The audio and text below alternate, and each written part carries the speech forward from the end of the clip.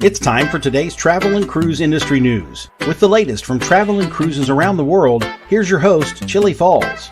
Good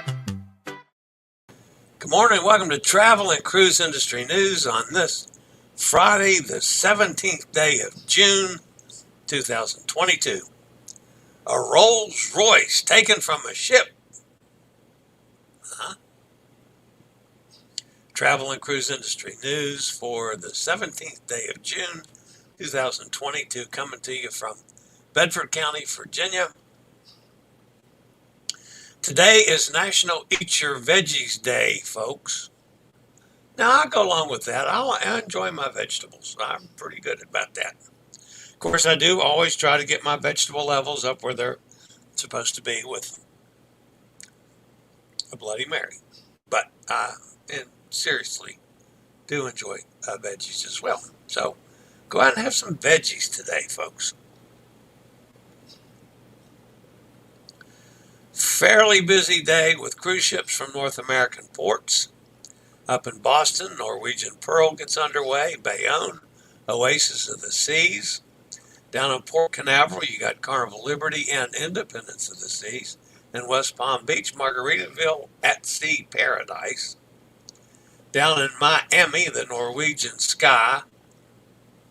Funny story about that coming up today. Not funny, but interesting. Carnival, Conquest, and Freedom of the Seas. Of course, I'll be on Freedom in a couple weeks.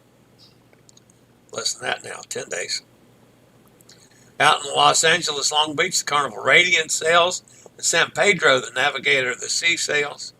Up in Seattle, Ovation of the Seas, Oceania, Regatta, and Celebrity Solstice. In Vancouver, Radiance of the Sea sails. MV Ocean Victory sails. And land packages for Radiance of the Seas. In Anchorage, Celebrity Millennium sails. Land packages for Norwegian Jewel and the Zuiderdam. And in Fairbanks, land packages for Nordam, Norwegian Jewel, and Majestic Princess. Today's headlines, a Rolls-Royce taken from a ship, of course, is the main story. Costa Toscana, christened in Barcelona yesterday. Carnival sails from New York City. Golden Horizons, troubled once again. That's a story from my buddy Dave Monk. Coral Princess sails from Australia, and a whole lot more here at 11 o'clock this morning.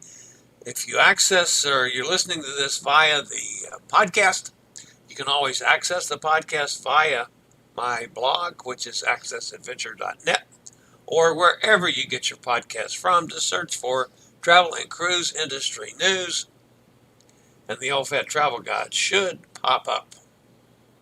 So, a couple things here this morning before we get to the business of the day to get out of the way. One, be careful with how you read things, folks.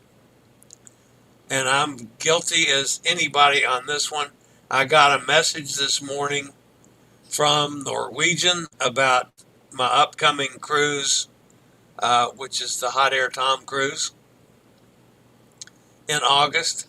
And I glanced at it and I said, uh-oh, they're doing away with the pre-cruise testing. Sweet. Well, then I went back a little while later to pull that up, and I was actually going to put it into a story for the show today. And when I read it carefully, that's not what it said at all. It was just that Norwegian's notice on the airline, the planes coming in from overseas. There's no longer pre-cruise test, or pre-testing involved. So that was from several days ago that Norwegian's is getting around to notifying everybody of the change in policy. So, and I completely read that wrong, so I'm glad I didn't say anything on the spot, because it would have been totally wrong. So be careful with what you read, folks. The other thing, I owe a number of you people some apologies. I've been trying to issue them all over the place about yesterday. After the show yesterday, I had to some more medical things to take care of. I'm working on the money end of things. And I had to take some more paperwork back over to the cancer center. And then on the way home, I said, I need a pedicure really bad before I go on another cruise. So I stopped to have a pedicure, and it was busy, and I had to wait a while, which that was okay. I got home, and I had Martin trying to get a hold of me. He says, "Where's the link for the Cruise Amigos?" I went, "Oh, hell no. I completely forgot about Cruise Amigos yesterday." Folks, I just don't do things like that. I never set the show up. I never did. It was just not factored into my thinking at all about yesterday. So I sent Martin a message. I said, "I'm sorry, dude. That's my fault totally." I said, "Let's just skip it today and we'll go next week. I'll try to apologize to everybody." So then I sent John a message. I called John up. He had forgotten about it too, or he would have reminded me. So John and I both didn't even think about the Cruise Amigos yesterday. And, holy cow. So my apologies for any of you folks that were looking for the Cruise Amigos. That was totally my fault. Okay. Couple things to touch on before I jump over to the news. Our buddy Bethany Bartley, she was on the Azamara Pursuit her last morning. This morning as they sailed into Stockholm, Sweden, of course. And she was enjoying a quiet morning until her driver picked her up and got her into Stockholm and to her hotel. By the way, she's staying at the Hotel Reason, or Ryson, I'm not sure how you pronounce it. Nice digs. Nice view. But anyway, the Stockholm, of course, is just a lovely European city. Her hotel is actually really close to that tall ship there. And she said that the last I heard, she had hopped on a hop-on, hop-off bus tour and was going to take in a couple museums. And I have not had a chance to get back into her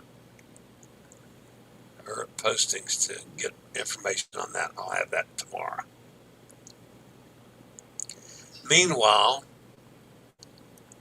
Gretchen and Fred were at Cinque Terre, which is actually 5 villages along the Italian Riviera coast, which is the northwestern coast of Italy. And just kind of an interesting area, I think. So, that's from Cinque Terre in Italy, where Gretchen and Fred are today. So, all right. Now, time for some news. I'll get to some news right after this word from one of our network sponsors.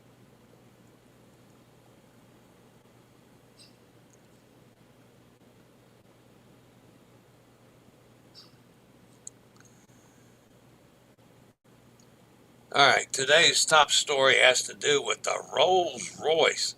Some of you may recognize that. In an industry where we've all looked forward to and taken part in sailaways, yesterday saw a rollaway. A Rolls-Royce rollaway, as a matter of fact, when a Rolls-Royce was removed from a cruise ship. One of the last 3 fantasy-class vessels, Carnival Ecstasy, which is going to be leaving the fleet in October over objections. And that was one of the steps taken to start the process of retiring the vessel from service. The iconic fixture of the Rolls-Royce was removed from the ship's promenade and actually rolled off the ship. It was on deck 9 midship outside the Rolls-Royce Cafe. If any of you have been on the Ecstasy, the blue Rolls-Royce had been sitting behind the velvet ropes for years, offering a touch of mystique and luxury to the city lights promenade. The hood ornament on the Rolls-Royce is the spirit of ecstasy. So it was a perfect fit.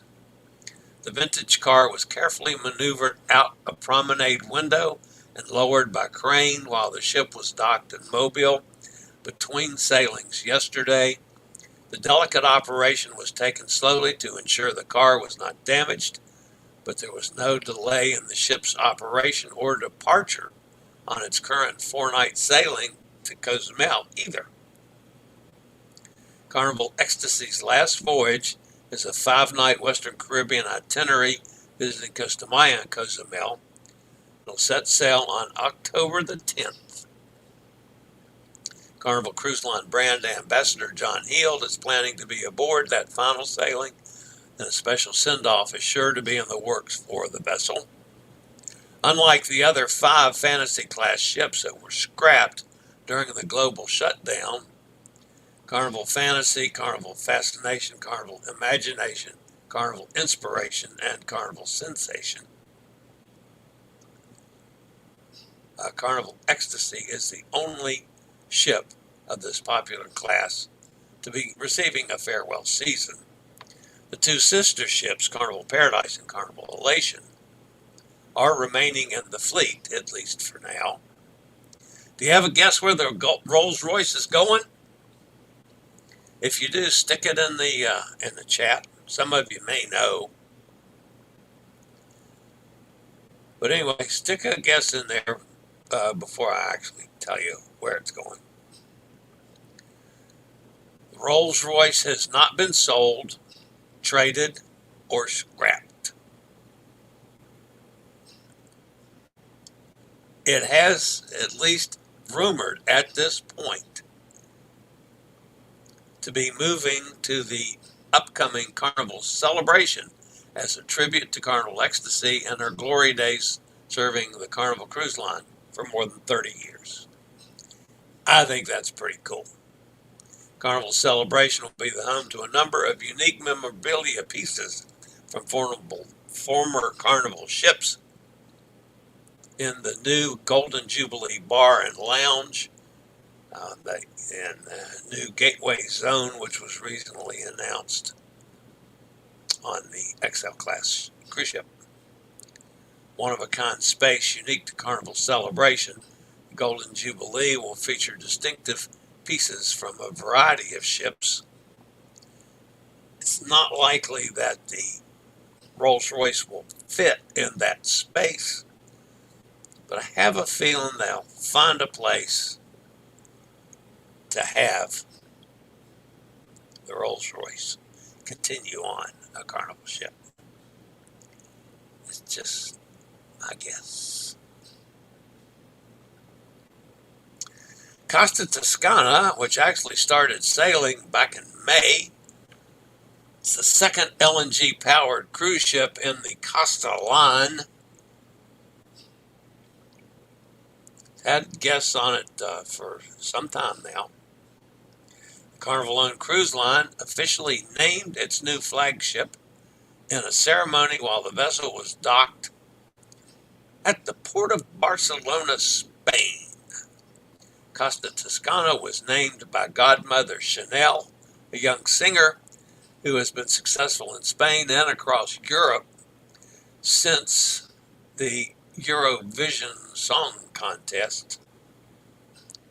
Chanel was joined by Costa Toscana captain Pietro Senisi, for the traditional ribbon cutting and the champagne bottle hitting the ship's bow. The event was hosted by Carlos Sabera and Flora Gonzalez, two well-known stars on Spanish television. Costa Toscana first started sailing on March 5th of 2022 with a maiden voyage from Savona, Italy during the summer season. The new flagship will sail week-long itineraries to the Western Mediterranean, including calls to Savona, Civitavecchia, Naples, Ibiza, Valencia, and Marseille. For the fall season, Costa Toscana will swap Ibiza with Palma, Mallorca. Passenger capacity of the vessel. This one surprised me. I didn't realize it was this big. Passenger capacity is 6,730. Total crew of 1,646. There's 2,663 cabins, 13 pools and hot tubs, 11 restaurants, and 19 bars and lounges.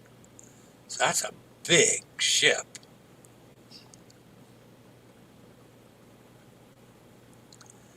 All right.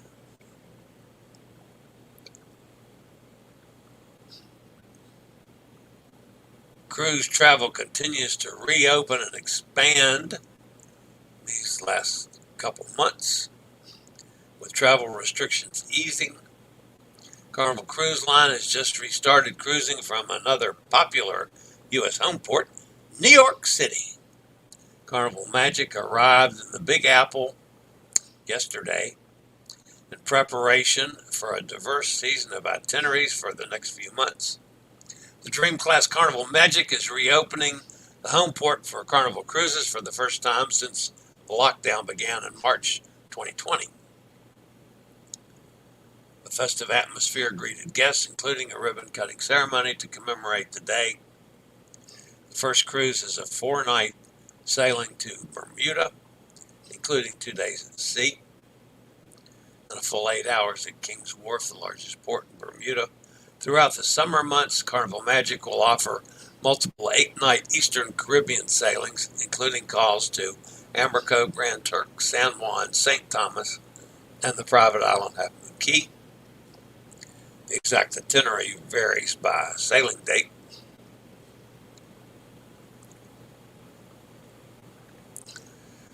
The exact itinerary varies by sailing date, may also be subject to change due to ongoing port adjustments, the possibility of storms during the hurricane season, and other operational needs.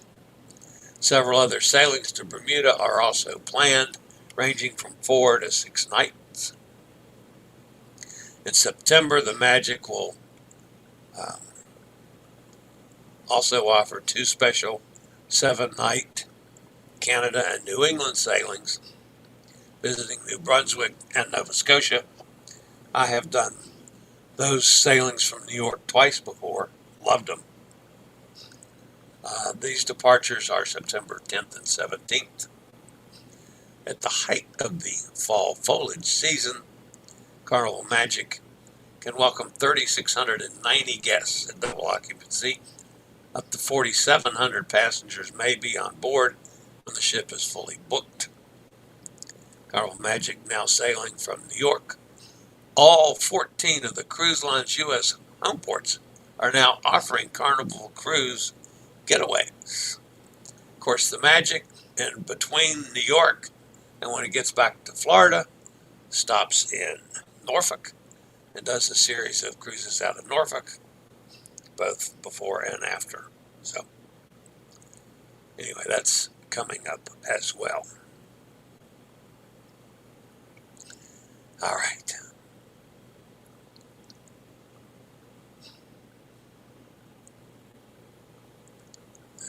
I'm going to get to that one in a minute. Golden Horizons. My buddy Dave Monk posted a story yesterday on the Golden Horizons with news that Tradewind Voyages has paused sales of cruises on the Golden Horizon. Warned of cancellations, Dave went back on the ship's troubled history It's an impressive ship, 35 sails flapping in the wind. Golden Horizons commands the seas, slicing through waves and creating a spectacle of another age. But there have been a lot of problems. Those of you that remember back in 2015, Star Clippers ordered the ship from Split, which is a shipyard in Croatia, was going to be the Flying Clipper. 2017, this Clipper's CEO announced that it was going to be a delay. 2018, the whole year passed without the ship coming into service.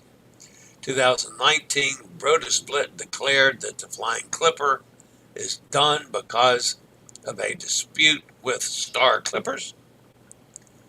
It was putting the ship up for sale. Star Clippers insisted that the ship was still theirs. In 2020, Split found a home with Tradewind Voyages. Star Clippers again claims the vessel is theirs. 21, Tradewind Voyages moved back in the world to debut the Golden Horizon from UK from May to July. And there it was arrested because of the monies owed. It was just a big mess. Star Clippers was awarded substantial damages and a big row over the ship. Finally, the Horizon started sailing. But now that you've gotten one season out of the way, we're getting into a second season.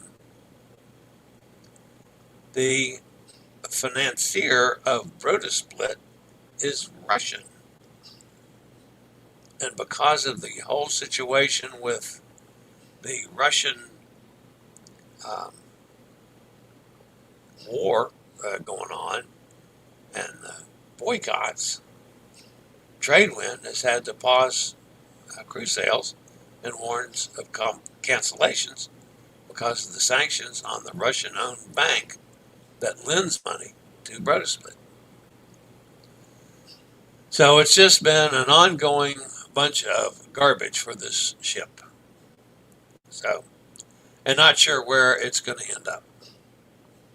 But anyway, thanks to Dave Monk for that update. All right, this, folks, of course, is the Coral Princess.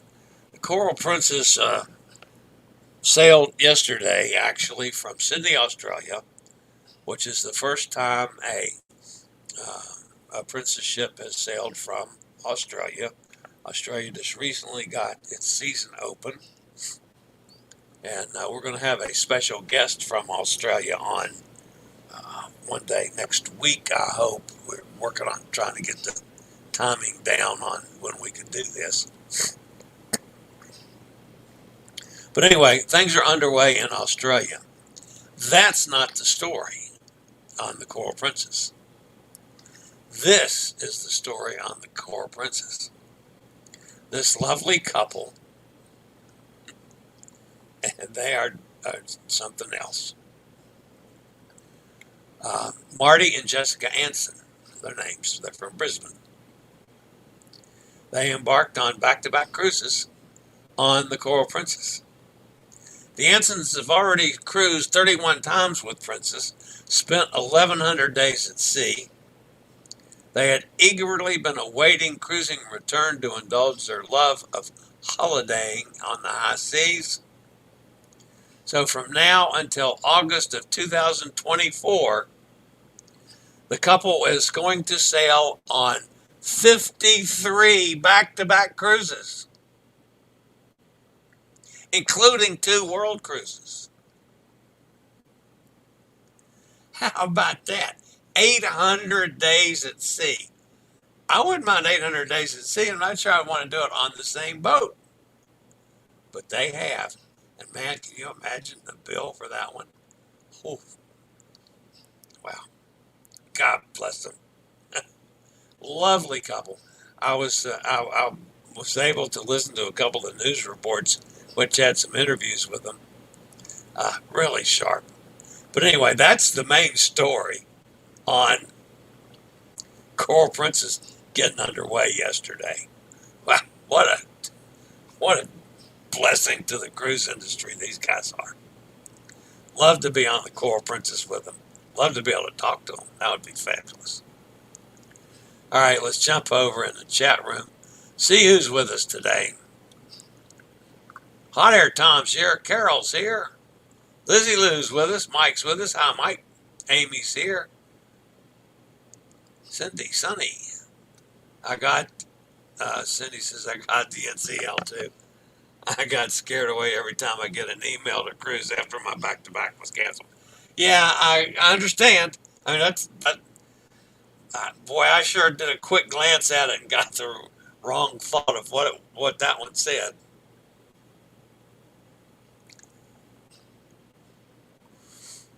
Hot Air Tom says, I sent Catty Bird an email yesterday suggesting she update the testing memo to confirm NCL is still requiring testing to board ships.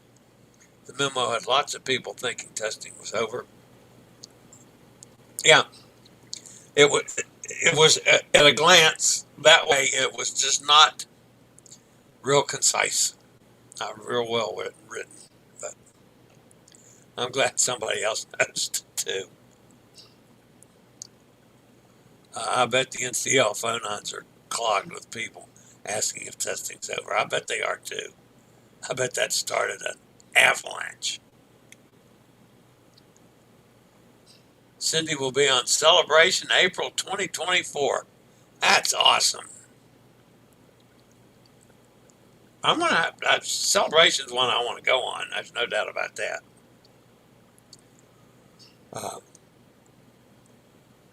I haven't been on Carnival since before the pandemic because they just started accepting oxygen guests last month, finally.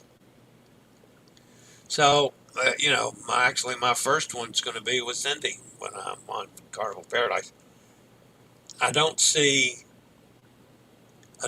me having the freedom to add anything now because of the health situation. I have a feeling at least it's going to take some time to get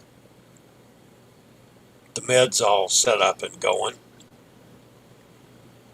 I hope not. I hope there's no side effects that bother me. I mean, it'd be nice to, a couple of weeks they run some tests and say, okay, just go and, send no more, or whatever the oncologist will tell me. But we'll have to see. Bonnie says, I'd be happy to do 800 days at sea, even on the same ship. If I could take my princess with me, a balcony cabin and princess would be happy. Well, I tried to figure out what it would cost to do that. And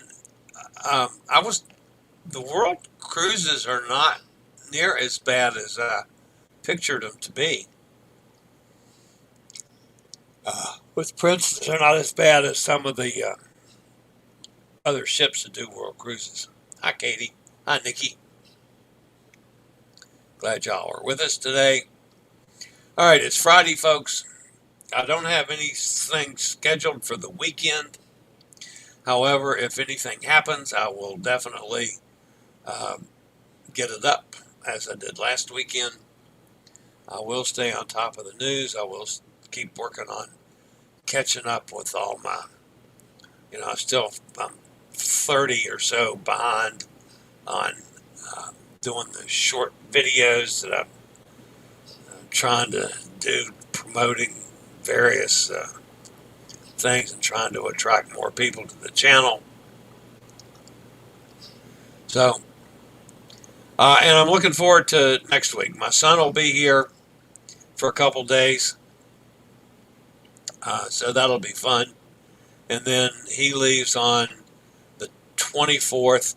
I'll do my show on the 24th and leave early in the morning on the 25th or after my show and the Cruise Amigos on the 24th. Not sure yet. I might leave after the cruise. I won't screw the Cruise Amigos up a second time, folks. I will. Not sure when I'm going to leave, but technically could be as late as Saturday morning. In all likelihood, it's going to be Friday or Thursday night. Let's see, Friday, Saturday. Have to be down there Sunday and sell on Monday. Friday. No. Could be after the show on Friday I could leave. Yeah, definitely. Both shows will be done Thursday. I could leave Friday after the show and then drive Saturday and Sunday. Get to the hotel Sunday night and get on the ship Monday. That's it. On Freedom of the Seas. By the way, we talked about the new Wi-Fi package that Royal Caribbean is doing, the satellite Hoochie Mama. Well, it's on Freedom. It's been installed and was working wonderfully from what several passengers said that were on it. So I'm looking forward to actually having good Wi-Fi on Freedom while I'm on it. So that'll be fun. All right, guys, that's it for today.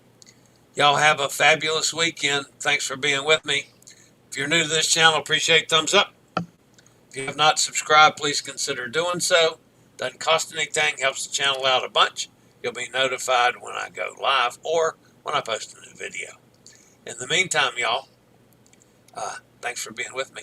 Have a fabulous weekend. As always, stay safe, stay healthy, think about cruising, and hopefully one day soon we'll all meet on the high seas. This is the old fat travel guy. See everybody back here on Monday. Have a great weekend.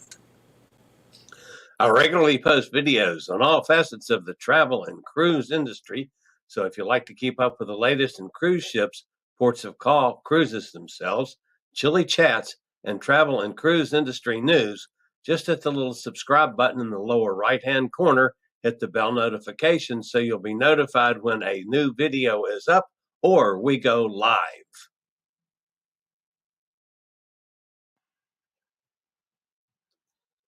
This video was produced by Chillie's Cruises.